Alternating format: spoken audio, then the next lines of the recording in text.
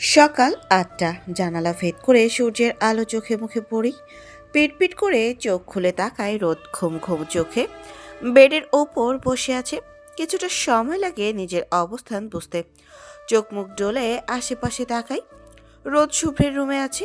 রোদের আস্তে আস্তে মনে পড়ে কালকে রাতে ঘটে যাওয়া ঘটনা। সাথে সাথেই আটকে ওঠে। নিজের দিকে তাকাতেই দেখে সব ঠিক আছে। রোদ স্বস্তি নিঃশ্বাস ফেলে। আশেপাশে তাকাই, কোথাও শুভ্র নেই। রোদ আস্তে করে বিছানা থেকে উঠে চলে যায় ওয়াশরুমে ফ্রেশ হয়ে। বের হয়ে আসে শুভ্রের রুম থেকে। নিজের রুমে গিয়ে পরে থাকা শাড়ি চেঞ্জ করে নিজেই। নিচে ড্রয়িং রুমের দিকে যায়। হ্যানা বেগম ড্রয়িং রুমের সোফায় বসে আছে, কিছু একটা নিয়ে আলোচনা করছে ফোনে কারোর সাথে। হ্যানা বেগম রোদকে খেয়াল করেনি।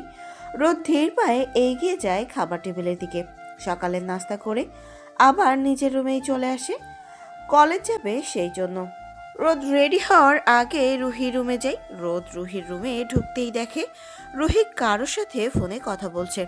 রোদকে দেখে রুহির সাথে সাথে ফোন কেটে দেয়। জোরপূর্বক হাসার চেষ্টা করেই বলে, রোদ, তুই এখানে? রোদ সন্দেহ দৃষ্টিতে তাকায় রুহির দিকে। রোদের চোখ পড়ে রুহির পায়ে। রোদ ভ্রু কুঁচকে তাকায়, তারপর বলে, নুপুরগুলো তো খুব সুন্দর, কবে নিলি রুহি? রুহি রোদের কথায় ভরকে যায়। নিজেকে স্বাভাবিক করে আমতা আমতা করেই বলে, ভাইয়া দিয়েছে। ও আচ্ছা, শোন, কলেজ যাবি না? রেডি হ। রুহি রোদের দিকে ভ্রুকুচকে তাকিয়ে অবাক হয়ে বলে, তুই কিছু জানিস না? কি জানবো? রুহি হেসে ওঠে রোদের দিকে এগিয়ে এসে মজা করেই বলে ওঠে, সারাদিন জামাই নিয়ে থাকলে কি আর জানবি বাড়িতে কি হচ্ছে? কি হয়েছে বলবি? অহনা আপুর বিয়ে ঠিক হয়েছে। নিলয় ভাইয়াদের কি যেন হয়, ছেলে তাদের চেনা পরিচিত। আর অহনা আপুকে আগে থেকে পছন্দ করে রাখছে। ছেলে বিদেশ থেকে এসেছে, এখন ওনারা বিয়েটা করে নিতে চাচ্ছে। তাই আজকে আমাদের কলেজে যাওয়া হবে না। দাদি থাকতে বলেছে বাড়িতে আমাদের। রোদ মৃদু হাসে। বাড়িতে এত কিছু হচ্ছে আর সে কোনো কিছুই জানে না। রুহি আবারও বলে ওঠে, নীলাও আসছে। রোদ হাসে, তারপর দুজনে কিছুক্ষণ কথা বলে আবার চলে যায়। রোদ রুহির রুম থেকে বের হয়ে নিজের রুমের দিকে যেতে নেবে। এমন সময় কারো ডাকে পিছন ফিরে তাকায়। আরাফ চৌধুরী পেছনে দাঁড়িয়ে আছে। হাসি মুখে রোদ আরাফ চৌধুরীর কাছে এগিয়ে গিয়ে বলে, মামা কেমন আছেন আপনি? আমি ভালো আছি মা, তুই কেমন আছিস? আলহামদুলিল্লাহ ভালো মামা। আরাফ চৌধুরী অনেকদিন পর বাড়িতে ফিরলেন। বেশিরভাগ সময় সে বাড়ির বাইরে থাকে অফিসের কাজের জন্য। আরাফ চৌধুরী রোদের সাথে টুকটাক অনেক কথাই বললেন। কথা শেষ করেই চলে যায়। এইদিকে নিলয় লুঙ্গি পরে পুরনো একটা শার্ট পরে কাঁধে ক্যামেরা নিয়ে যাবে ভিডিও বানাতে। রুম থেকে বের হয়ে কিছু দূর যেতেই কিছু একটা খেয়াল করে পরে সাথে সাথে আবার নিজের রুমে আসে। প্রায় 10 মিনিট পর রুম থেকে বেরিয়ে আসে। কিছু দূর গিয়ে আড়ালে লুকিয়ে পড়ে। যা ভেবেছিল তাই। রিনা খান চুপি চুপি নিলয়ের রুমে ঢোকে। নিলয় মুখ চেপে হেসে ওঠে। নিলয় মনে মনেই বলে, ঢোকো রুমে ঢোকো, চান্দু তারপর পুষ্পা, কত মজা।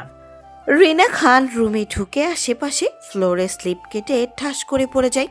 জোরে চিৎকার করে ওঠে। নিলয় রুমের দরজার সামনে দাঁড়িয়ে লুঙ্গির জাগিয়ে ঘুরে ঘুরে নাচতে থাকে আর বলে, আরে কিপটা খালাম মা, এখন বুঝেন মজা কেমন লাগে। দূর থেকে নীলা সবকিছুই দেখছে। প্রথমে নিলয়ের পোশাক দেখে চিনতে পারেনি, পারলেও পরে চিনে ফেলে। কিছুক্ষণ আগেই নীলা এসেছে। রোদ রুহির সাথে কথা বলে। আসছে নিলয় গাধাকে সায়স্তা করতে। নীলা বিড়বিড় করেই বলে, আবে, এই হাদারাম এইরকম লাফাচ্ছে কেন? এইদিকে রুমের ভেতরে রিনা খান পড়ে ব্যথায় কাতরাচ্ছে। এমনিতেই মোটা অনেক, তার ওপরে এইভাবে পড়ে যাওয়া। রিনা খান ওঠার চেষ্টা করে, কিন্তু আবার ঠাস করে পড়ে যায়। নিলয় নাচা বন্ধ করে রুমের দরজা খুলে ভেতরে গিয়ে রিনা খানকে দেখে দাঁত বের করে এই হাসে। নীলা নিলয়কে রুমের ভেতরে ঢুকে যেতে দেখে ভাবে হয়তো নীলাকে দেখেছে, যার জন্য রুমে ঢুকে লুকাচ্ছে। নীলার রাগে তেতে উঠে রেগে গিয়ে নিলয়ের রুমের দিকে এগিয়ে যায়। নীলা নিলয়ের রুমে ঢুকে চেঁচিয়ে বলে ওঠে, হাদারামের বাচ্চা, আমাকে রং নাম্বার দিয়ে ডিস্টার্ব করা না, আজ তো তুই শেষ। আচমকা কারো কণ্ঠস্বর পেয়ে পেছন ফিরেই তাকায় নিলয়। নিলয়কে দেখে দেখে ভয়ে ঠকিলে জোরপূর্বক হাসার চেষ্টা করেই বলে, তুমি এখানে? নীলাল রেগে গিয়ে নিলয়কে ধরতে যায়। নিলয় সামনের দিকে দৌড় দিয়ে দিতে নাই। নীলা নিলয়ের শার্ট ধরতে নেই, কিন্তু নিলয় দৌড় দেওয়াতে নিচে পড়ে যায়। আর নীলার হাতে আসে নিলয়ের লুঙ্গি। নীলা সামনে তাকাতেই দেখে নিলয় চিত হয়ে পড়ে আছে। লুঙ্গি খুলে নিলয়ের পায়ের কাছে আটকে আছে। নীলা সাথে সাথে লুঙ্গি হাত থেকে নিচে ফেলে দেয়। নিলয়ের সামনে অচেনা এক মধ্যবয়স্ক মহিলাকে পড়ে থাকতে দেখে ভয় লজ্জায় কাচুমাচু করে রিনা খান এতক্ষণ সবকিছু দেখছিল। কি হচ্ছে আসলে সে বুঝতে পারছে না। ওইদিকে নিলয় উঠে বসতে যায়, কিন্তু ঠাস করে আবারও পড়ে যায় নীলা। ফ্লোরের দিকে তাকাতেই দেখে তেল পড়ে আছে। নীলা এক মুহূর্ত না দাঁড়িয়ে দৌড়ে রুম থেকে বেরিয়ে আসে। এইদিকে নিলয় রিনা খান কেউ ফ্লোর থেকে উঠতেই পারছে না। যখনই উঠতে যায় ঠাস করে নিচে পড়ে যায়। নিলয় কাঁদো কাঁদো হয়ে বলে ওঠে, আল্লাহ এখনো বিয়ে করে নিন, বউ বাচ্চা কিছুই হয় নাই। তুমি আমার কোমর রক্ষা করো মাবুদ। বিয়ে করে নিন, তারপর না হয় কোমর ভেঙে প্রতিবন্ধী বানিয়ে রেখো আমাকে। নিলয় আস্তে করে উঠে দাঁড়ায়। এক পা এগোতেই আবার ঠাস করে পড়ে যায় রিনা খানের কোলের ওপর। রিনা খান জোরে মা বলে চিৎকার করে ওঠে। নিলয়ও রিনা খানের সাথে চিৎকার করতেই থাকে। বাড়ির সবাই ছুটে আসে নিলয়ের রুমে। টিনা অহনা নিলয়কে উঠাতে যায়, কিন্তু ফ্লোরে যে তেল পড়ে আছে এটা খেয়াল করেনি। অহনা টিনা স্লিপ কেটে ঠাস করে পড়ে রিনা খানের ওপর। রিনা খান আগের থেকে আরো জোরে চিৎকার করে ওঠে। রুহি রোদ এগিয়ে আসে। তখনই অহনা বলে ওঠে, রোদ, রুহি, ফ্লোরে তেল পড়ে আছে, সামনে আসিস না, তোরাও পড়ে যাবি। রুহি রোদ থেমে যায়। তারপর সাবধানে সবাইকে ফ্লোর থেকে তুলে। রিনা খান ঠিক মতো হাঁটতে পারছে না, কোমর ধরে চিৎকার করছে। হ্যানা বেগম ডাক্তার ডেকেছেন, কিছুক্ষণের মধ্যে হয়তো এসে পড়বে। সবাই শুধু একটা কথাই বলছে, ফ্লোরে তেল পড়লো কি করে। আর নিলয় গাথাটাও কিচ্ছু বলছে না। নিলয়ের পরনে হাঁটু অব্দি হাফ প্যান্ট পরা ছিল, তাই এবারের মতো মান সম্মানটুকু রক্ষা পেয়েছে। তা না হলে সব যেত। নিলয় কোমরে হাত দিয়ে বিড়বিড় করেই বলে, এই মেয়ের সমস্যা কি? সবসময় আমার ইজ্জতের উপরে নজর তার। সকাল 10টা কি 10:30। পাত্রপক্ষের সামনে শাড়ি পরে মাথা নিচু করে দাঁড়িয়ে আছে অহনা।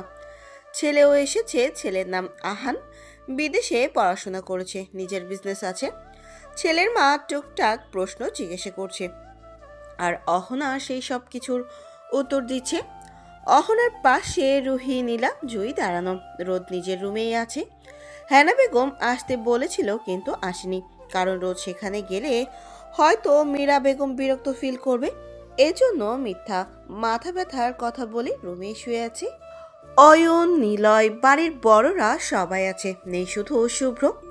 ছেলের মা অহনাকে দেখে ব্যাগ থেকে একটা ডায়মন্ড রিং বের করে অহনাকে পরিয়ে দেয়। তারপর অহনা আর আহানকে পাঠায় আলাদা কথা বলতে। আর এইদিকে বিয়ের দিন তারিখ ঠিক করেছে বাড়ির বড় সদস্যরা। 20 মিনিট পর অহনা আহান নিচে আসে। আহানের মুখে মৃদু হাসি। অহনা মাথা নিচু করে আছে। অহনা আহানের বিয়ের সামনের মাসে 7 তারিখ, এখনো 25 থেকে 27 দিন বাকি বিয়ের। অহনাকে মাত্র পাত্রপক্ষ কিছুক্ষণ হলো চলে গেছে। অহনা নিজের রুমেই বসে আছে। পাশে রুহি, রোদ, নীলা, টিনা, জুই, নেই শুধু রিয়া আর জারিন। জারিন কোথায় জানি সকাল সকাল গেছে। আর রিয়া নাকি দেশের বাইরে আছে, কোনো কাজের জন্য চলে আসবে নাকি। কিন্তু দিনের মধ্যে টিনার কাছ থেকে শুনেছে রোদ। টিনা আগের থেকে অনেকটাই চেঞ্জ। রোদের সাথে অনেকটাই স্বাভাবিক ব্যবহার করে। সব কাজে না মিলে একসাথে অনেকটা সময় ধরে গল্প করে। কথার মধ্য থেকে রুহি হঠাৎ বলে ওঠে, অহনা আপু, তোমার বিয়ের তো এখনো 1 মাসের মতো দেরি, 1 মাসের মতো। রুহির কথায় অহনা মাথা নাড়ায়। রুহি গালে হাত দিয়ে একটু ভেবেই বলে ওঠে, আমরা একটা কাজ করলে কেমন হয়? সব কাজিনরা একসাথে মিলে একটা ট্যুর দিলে কেমন হয়? ট্যুরের কথা শুনতেই সবার চোখ মুখ ছোট হয়ে যায়। রোদের দিকে তাকায় সবাই। রোদের মনে পড়ে যায় সেদিন রাতের ঘটে যাওয়া ঘটনা। রোদের পুরো শরীর কাঁটা দিয়ে ওঠে। রুহি সবার দিকে তাকায়, তারপর বলে, আরে রিল্যাক্স, এটা ফ্যামিলি ট্যুর হবে আর আমরা পরিবারের সবাই মিলে যাব।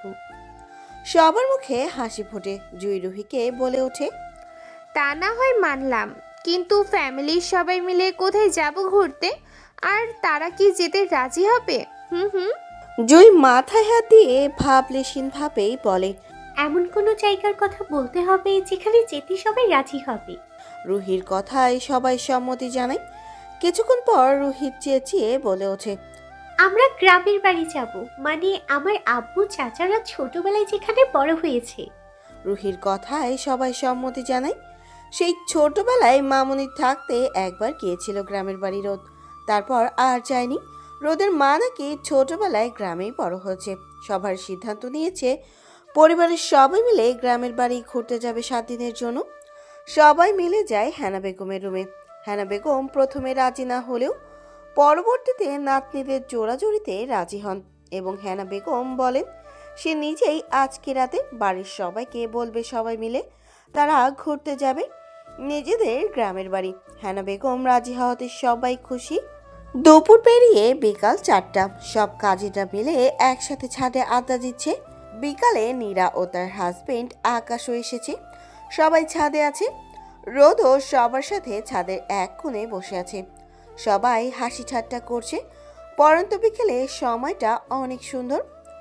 12:30। শুভ্র রাগে গর্জে উঠেই বলে, মুখে লাগাম দে রোদ, তা না হলে তোর জিভ টেনে আমি ছিঁড়ে ফেলবো। রোদ কাঁদতে কাঁদতেই বলে ওঠে, আমার ডিভোর্স চাই, আমি থাকবো না আপনার সাথে, মুক্তি দিন আমায়। শুভ্র রেগে গিয়ে রোদের চুলের মুঠি শক্ত করে চেপে ধরে রক্ত চোখে রোদের দিকে তাকিয়েই বলে, ডিভোর্স লাগবে তোর না, মুক্তি চাই কি? পাখা গজিয়েছে তোর, ওয়েট আমি তোর পাখা কেটে দিচ্ছি। রোদ রাগে শুভ্রকে ধাক্কা দিয়ে কিছুটা দূরে সরিয়ে হাতের উল্টো পিঠ দিয়ে চোখের পানি মুছেই বলে, থাকবো না আমি, আপনি আমাকে ভালোবাসেন না, ঘৃণা করেন। আমি আমি কারো ঘৃণা নিয়ে কেন থাকবো? শুভ্র রোদের কথাই রাগে জ্বলে ওঠে। রোদের দিকে এগিয়ে দেয়ালের সাথে চেপে ধরে। রোদের গাল শক্ত করে ধরেই বলে, ভালোবাসা মারাস শালি তুই? হ্যাঁ, ছুতে গেলেই তো ছাগলের মতো ম্যাঁ ম্যাঁ করিস, ছোঁয়ার আগেই তো সেন্সলেস হয়ে যাস, আবার আসছিস ভালোবাসি না বলে হাঁসের মতো প্যাক প্যাক করতে। হ্যাঁ, ভালো কথা ভালো ব্যবহার তোর সহ্য হয় না, থাপ্পড় খেতে চাস দিনে দুপুরে, তার জন্য এই রকম করিস কি? সন্ধ্যা হয়ে আসতেই সবাই ছাদ থেকে নেমে যায়। নীলা কিছুক্ষণ আগের বাড়িতে চলে গেছে। রোদ রুহি সবাই সবার জুই সবাই একসাথেই বসে আছে।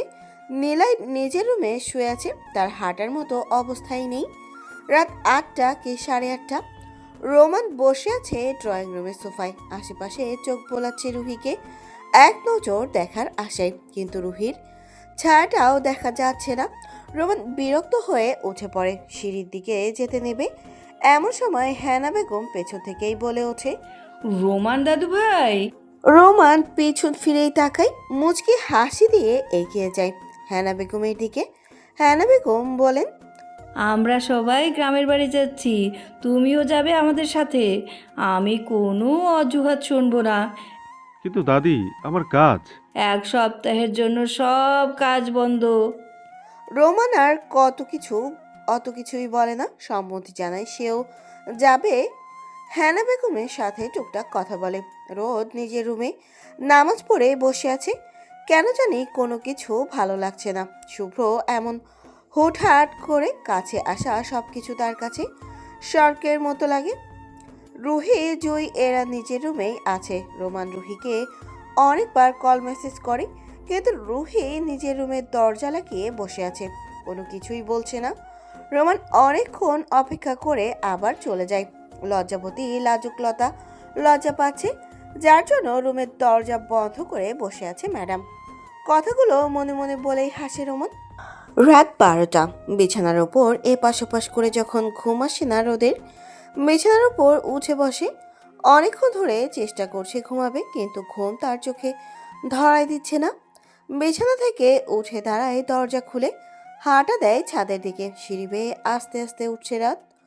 ছাদের দরজা খুলে ছাদে পা রাখতেই চোখের সামনে অপ্রকাশিত কিছু দেখে আটকে উঠে কাঁপা কাঁপা কণ্ঠেই বলে ওঠে, কে কে কে কে এখানে? কারো কণ্ঠ স্বর পেয়ে দূরে ছিটকে যায় রোদ নিজের চোখের সামনে। শুভ্র আর জেরিনকে দেখে কাঁপা কাঁপা কণ্ঠেই বলে, শুভ্র ভাই আপনি এখানে? রোদকে এত রাতে ছাদে একদম আশা করেনি শুভ্র। রোদ কোনো উত্তর না পেয়ে একরকম দৌড়েই ছাদ থেকে নেমে যায়। শুভ্র রোদকে থামাতে গিয়েও থামায় না, পেছন ফিরে সজোরে থাপ্পড় মারে জেরিনের গালে। রাগে চোয়াল শক্ত করেই বলে, আমার চারপাশে যদি তোকে দেখি তো এরপর কি অবস্থা হবে তোর তা তুই নিজেও জানিস না। শরীরে বেশি জ্বালা থাকলে বেশ্যা পাড়ায় যা। আমাকে তোর এই নোংরা শরীর দিয়ে স্পর্শ করার চেষ্টা করবি না। কথাগুলো বলেই গট পা ফেলে ছাদ থেকে চলে যায়। অফিসের একটা কাজ করছিল শুভ্র, জরুরি একটা কল আসায় ছাদে আসে কথা বলতে। তার ভেতর জেরিন এসে পেছন থেকে জড়িয়ে ধরে। শুভ্র জেরিনকে জড়ানোর জন্য জেরিনকে ধরতেই সেই অবস্থায় এসে রোদ দেখে ফেলে। শুভ্র বিড়বিড় করেই বলে, না জানি বউ তার কত কিছু ভেবে বসে আছে, এমনিতেই বউকে মানাতে পারছি না, তার ভিতরে আবার এক উটকো ঝামেলা এসে হাজির হয়েছে। ছে। শুভ্র রোদের দরজার সামনে এসেই দাঁড়ায়। দরজা ধাক্কা দিতে দেখে দরজা বন্ধ। জোরে দীর্ঘশ্বাস ফেলে, যা ভেবেছিল তাই। রুমের ভেতর হয়তো কেঁদে কেটে সাগর বানিয়ে দিচ্ছে। শুভ্র পকেট থেকে চাবি বের করে দরজা খুলে রোদের রুমেই ঢোকে। ড্রিম লাইটের আলোতে দেখা যাচ্ছে বিছানার ওপর উপুর হয়ে শুয়ে কাছে। শুভ্র তপ্ত নিঃশ্বাস ফেলে বিড়বিড় করেই বলে, এখন এই গাধি বউকে তেল মারতে হবে। জীবনে কখনো কাউকে তেল মেরে কথা বলেছিল বলে মনে হয় না। শুভ্র রুমের লাইট অন করে রোদের দিকে এগিয়ে গিয়ে রোদকে তুলে বসায়। রোদকে প্রথমে শুভ্রকে দেখে অবাক হলেও পরে রাগে তেতে ওঠে। রোদ শুভ্রকে নিজের থেকে ধাক্কা দিয়ে সরিয়ে দিয়েই বলে, এখানে কেন এসেছেন? চলে যান আমার রুম থেকে। শুভ্র শান্ত কণ্ঠেই বলে, বউয়ের সাথে পীড়িত করতে এসেছি। রোদ শুভ্রের কথায় আরও রেগে যায়। বিছানা থেকে উঠে যেতে যেতেই বলে, আপনার মতো চরিত্রহীন লোক কখনোই আমার স্বামী হতে পারে না, আর আমি আপনার বউ না। রুম থেকে বেরিয়ে যান। অন্য মেয়ে তো অভাব নেই, তাদের কাছে যান পীড়িত করতে। রোদের এমন কথায় শুভ্র রাগ করলেও নিজেকে স্বাভাবিক রেখেই বলে, বউ, তুমি যেটা দেখছো সেটা একদম সত্যি না। তুমি আমার কথা শোনো। রোদ রেগে গিয়ে চেঁচিয়েই বলে ওঠে, চুপ থাকেন আপনি। রাত 12টায় কি আপনি ওই মেয়ের সাথে ছাদে তাহাজ্জুদ পড়তে গিয়েছিলেন? সেই সত্যি বলতে চাচ্ছেন? হ্যাঁ আব্বে, তুই আমার কথাটা তো শুনবি। কোনো কথা শুনতে চাই না। শুভ্র রেগে গিয়ে বিড়বিড় করেই বলে, এত বড় বিজনেস সামলাই, কিন্তু এখন একটা মাত্র বউ, সেটাকেও সামলাতে পারি না। ছ্যাঃ। শুভ্র নিজের চুল টেনে ধরে জোরে জোরে শ্বাস ফেলে। তার বউ যেভাবে তেড়া তেড়া কথা বলছে তাকে কখন যে থাপ্পড় মারে, থাপ্পড় পড়ে গালে, তাই নিজেকে শান্ত করতে চাইছে। শুভ্র রোদের দিকে এগিয়ে সেই বলে, আমার অবাধ্য হোস না রোদ, তেরামি বাদ দে, তা না হলে তোকে কিন্তু ভয়ঙ্কর কিছু সহ্য করতে হবে। রোদ রেগে গিয়ে চেঁচিয়েই বলে ওঠে, আমি থাকতে চাই না আপনার সাথে। আপনার মতো একজন চরিত্রহীন মানুষ আমার দরকার নেই। মুক্তি দিন আমায়। শুভ্র রাগে গর্জে উঠেই বলে, মুখে লাগাম দে রোদ, তা না হলে তোর জিভ টেনে আমি ছিঁড়ে ফেলবো। থাকবো না আমি আপনার সাথে। ডিভোর্স চাই। মুক্তি দিন আমায়। শুভ্র রেগে গিয়ে রোদের চুলের মুঠি শক্ত করেই চেপে ধরে রক্ত চোখে রোদের দিকে তাকিয়েই বলে, ডিভোর্স লাগবে তোর না? মুক্তি চাই কি? পাখা গজিয়েছে তোর? ওয়েট, আমি তোর পাখা কেটে দিচ্ছি। রোদ রাগে শুভ্রকে ধাক্কা দিয়ে কিছুটা দূরে সরিয়ে হাতের উল্টো পেটিয়ে চোখের পানি মুছেই বলে, থাকবো না আমি। আপনি আমাকে ভালোবাসেন না, ঘৃণা করেন। আমি কারো ঘৃণা নিয়ে কেন থাকবো? শুভ্র রোদের কথায় রাগে জ্বলে উঠে রোদের দিকে এগিয়ে দেয়ালের সাথে চেপে ধরে রোদের গাল শক্ত করেই ধরেই বলে, ভালোবাসা মারার শালি তুই। হ্যাঁ, ছুতে গেলেই তো ছাগলের মতো ম্যামে করিস, ছোঁয়ার আগেই তো সেন্সলেস হয়ে যাস, আবার আসছিস ভালোবাসি না বলে হাসির মতো প্যাক করতে। হ্যাঁ। রোদ শুভ্রের থেকে নিজেকে ছাড়িয়ে গালে হাত দিয়ে কাঁদতে কাঁদতেই বলে, আপনি ছুলে আমার কোনো ফিল আসে না। আপনার প্রতি আমার কোনো অনুভূতি কাজ করে না, যার জন্য আমি আপনাকে আমার কাছে আসতে দেই না। শুভ্র রোদের কথার প্রচণ্ড রেগে যায়। শালি বলে কি ফিল আসে না? শুভ্র পাশে থাকা ফুলদানি ফ্লোরে সজোরে ফেলে রোদ ভয়ে 2 কদম পিছিয়ে যায়। শুভ্র রোদের দিকে এগিয়ে আসতে দেখে রোদ পেছাতে পেছাতেই বলে, আপনি আমার কাছে আসবেন না। আমি থাকবো না আপনার কাছে। আপনি আমায় ভালোবাসেন, আপনি আমায় ভালোবাসা দেন না, ভালোবাসেন না। আমি আমি আমি থাকবো না আপনার সাথে। শুভ্রের রাগ এখন সপ্তম আকাশে। রোদের দিকে এগোতে এগোতেই বলে, সত্যি তো আমি তোকে ভালোবাসা দিচ্ছি না, তবে আজকে দিব। তোকে প্র্যাকটিক্যালি ভাবে ভালোবাসা দেখাবো কতটা ভয়ঙ্কর এই শুভ্র চৌধুরীর ভালোবাসা। শুভ্রের এমন কথায় রোদ ভয় আরো জোরে শব্দ করেই কেঁদে দেয়। শুভ্র রাগে গর্জে উঠেই বলে, খোদার কসম রোদ, মুখ দিয়ে যদি আর একটা শব্দ বের হয় তো তোকে আমি এখানেই খুন করে পুঁতে ফেলবো। রোদ শুভ্রের হুঙ্কারে সাথে সাথে কান্না বন্ধ হয়ে যায়। ঠোঁট কামড়ে ধরে নিজের কান্না আটকে রাখে। শুভ্র রোদের দিকে এগিয়ে রুমের দেওয়ালের সাথেই চেপে ধরে। রোদের দিকে তাকিয়ে রাগে চিবিয়ে চিবিয়ে বলে, ফিল আসে না আমি কাছে আসলে? হ্যাঁ, আজকে আমি দেখব কিভাবে ফিল আসে না আমার প্রতি। রোদ শুভ্রের এমন কথায় ভয় সিটিয়ে যায়। রাগের মাথায় কি বলতে গিয়ে কি বলে ফেলেছে সে নিজেও জানে না। রোদ ছটফট করতে থাকে শুভ্রের থেকে ছোটার জন্য, কিন্তু শুভ্রের সাথে পেরে ওঠে না। শুভ্র বিরক্ত হয়ে রোদের গায়ের ওড়না খুলে রোদের হাত শক্ত করে বেঁধে দেয়। রোদ ভয়ে কিছু বলতেও পারছে না, গলা কাটা মুরগির মতো ছটফট করছে। সে এটা ভালো করে বুঝতে পারছে শুভ্রের মতলব ভালো ঠেকছে না। শুভ্র রোদের কোমর জড়িয়ে ধরে গলায় মুখ ডুবাই আস্তে আস্তে চুমু খেতে থাকে। রোদের পুরো শরীর থরথর করেই কাঁপছে শুভ্রের স্পর্শে। শুভ্র মাথা তুলে রোদের দিকে তাকিয়ে আরো শক্ত করে কোমর জড়িয়ে ধরে, ঠোঁট ডুবিয়ে দেয় রোদের ঠোঁটে। রোদের হাত পেছন দিকে বাঁধা থাকায় কিছুই করতে পারছে না। প্রায় 5 মিনিট পর রোদকে ছেড়ে দিয়ে গালে শব্দ করেই চুমু খায়। তারপর বলে, ফিল হচ্ছে জান? ফিল করতে পারছো আমাকে? রোদ ফুপিয়ে ওঠে। শুভ্র অন্য গালে ঠোঁট ছোঁয়ায়, তারপর আবারও বলে ওঠে, ফিল করতে পারছো জান? রোদকে চুপ করে থাকতে দেখে শুভ্র রাগে চেঁচিয়েই বলে ওঠে, চুপ করে আছিস কেন শালি? কথা বল, ফিল করতে পারছিস? রোদ ফোপাতে ফোপাতেই বলে, হুম কি ফিল করতে পারছিস? পারছি ফিল করতে। শুভ্র রোদকে কোলে তুলে নেয়। বিছানার দিকে এগোতেই অজানা ভয়ে রোদ কেঁপে ওঠে। শুভ্রের শার্ট শক্ত করে চেপে ধরে কাঁপা কাঁপা কণ্ঠেই বলে, আমাকে ছেড়ে দিন শুভ্র ভাই, প্লিজ। আমি অসুস্থ।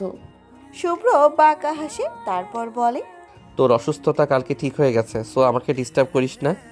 শুভ্রের কথায় রোদ আরো ছটফট করতে থাকে।